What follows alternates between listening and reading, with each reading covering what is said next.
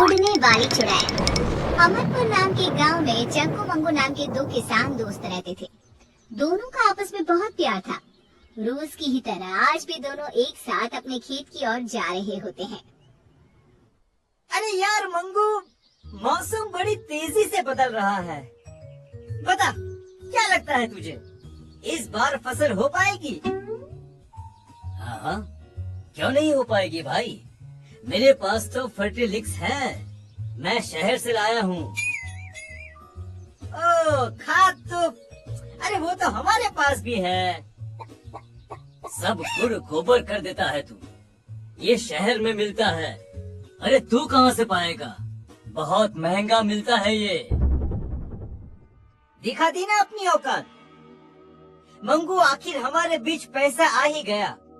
अरे नहीं चाहिए मुझे तेरे जैसा दोस्त जो हमेशा मुझे नीचे दिखाना चाहता है। अरे चंगू, पर मैंने कब तुझे नीचे दिखाया?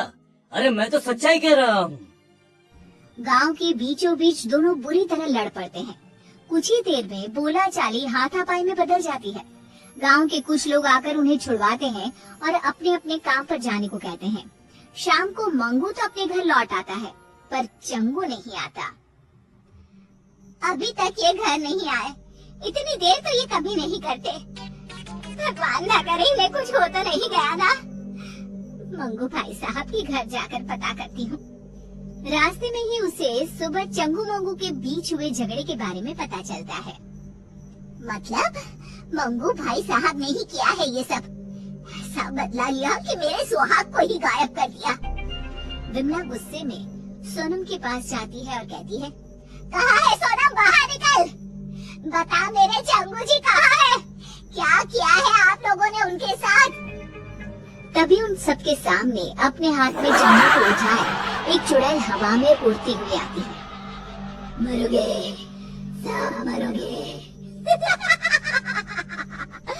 छोड़ूंगी नहीं मैं किसी को, कोई नहीं बचेगा। कौन कौन हो तुम, छोड़ दो मेरे पति को। मैं हूँ उड़ने वाली चुड़ैल। सबकी आंखों के सामने वो चुड़ैल चंगू को उड़ाकर ले जाती है। बचाओ, बचाओ, अरे अरे कोई बचाओ मुझे। उसी रात से गांव में उड़ने वाली चुड़ैल का साया मंडराने लगता है। अगली सुबह केसारी लोटा लिए खेत की तरफ जा रहा होता है।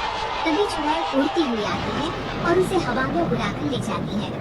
अरे चुड़ैलिया, मुझे छोड़ दे, छोड़ दे मुझे चुड़ैलिया।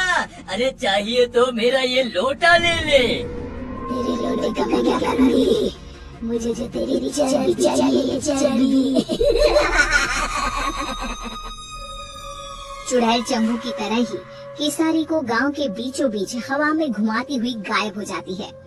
धीरे धीरे चुड़ैल का प्रकोप गांव में बढ़ता ही जाता है।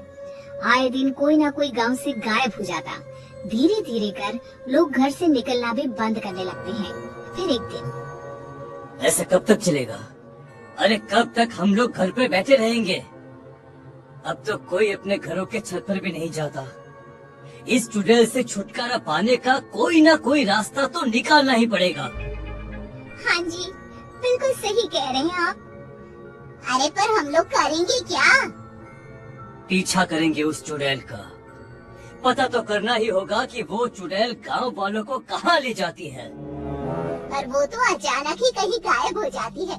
कहाँ से हम पता लगा पाएंगे कि वो कहाँ जाती है? गेहूं की एक पोटली तो लाना सोनम। ये पोटली ही आज सभी गांव वालों का ठिकाना बताएगी। शाम को मंगू जानबूझकर हाथ में एक गेहूं की पोटली लेकर गांव के चौराहे से गुजरता है। उसे देखते ही चुड़ैल उसे उठा ले जाती है। फंस गया, चुड़ैल के जाल में फंस गया। फंसी तो तू है चुड़ैल, मंगू के जाल में। हमेशा की तरह चुड़ैल गांव के बीचों बीच उड़कर मंगू को लेकर गायब हो जाती है। चुड़ैल के अदृश्य होते ही मंगू अपनी पोटली से गेहूं के दाने नीचे डालना शुरू कर देता है। दानों का पीछा करते हुए सभी गांव वाले एक अलग ही दुनिया में पहुंच जाते हैं। एक ऐसी दुनिया जहाँ हर तरफ इंसान की शक्ल की सब्जियाँ थी। तो कौन नया गांव मालूम पड़ता है। अरे भैया वो देखिए हमारे चंगू जी पेड़ पर आधे टमाटर बनकर लटक रहे हैं। अरे कुछ कीजिए उनको बचाइए ना।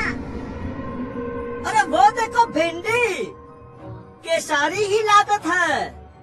मतलब उड़ने वाली चुड़ैल सभी को सब्जी में बदल देती है। मतलब ये सभी सब्जियां इंसान ही हैं। इन लोगों को हम बचाए तो बचाए कैसे? तभी पेड़ पर लगा एक टमाटर कहता है, इस गांव को श्राप है कि अगर किसी ने एक भी सब्जी तोड़ी तो सभी की सभी सब्जियां इंसान में बदल जाएंगी। पर चुड़ैल के रहते कोई सब्जी को छू भी नहीं सकता। अरे वो आती ही होगी, तुम लोग भी कहीं छुप जाओ, जाओ जल्दी। ये सारी बातें मंगू सुन लेता है। वो चालाक तो था ही।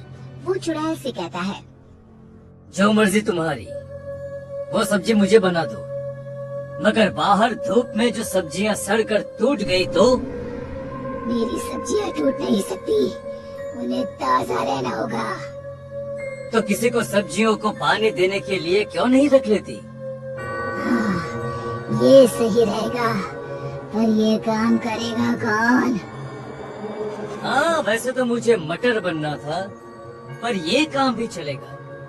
जाओ चुड़ैल, तुम आराम करो, तब तक मैं सब्जियों को पानी दे आता हूँ। मंगू बाहर जाता है और सब्जियों को पानी देने के बहाने एक सब्जी तोड़ लेता है। जैसे ही वो सब्जी तोड़ता है, जादुई नगरी खत्म हो जाती है। सभी सब्जियां इंसानों में बदल जाती हैं। तभी वहाँ भागती हुई एक खूबसूरत लड़की आती है। मैं एक श्रापित राजकुमारी थी। जब तक कोई छुपकर सब्जी नहीं तोड़ता, मैं आजाद नहीं हो सकती थी। तो मुझे बताओ, तुमने कभी किसी को सब्जी तोड़ने क्यों नहीं दी? ये श्राप था ही ऐसा। मुझे सभी को सब्जी तोड़ने से रोकना था। बाकी मुझे कुछ भी याद नहीं था। श्राप ने मेरी बुद्धि ले ली थी।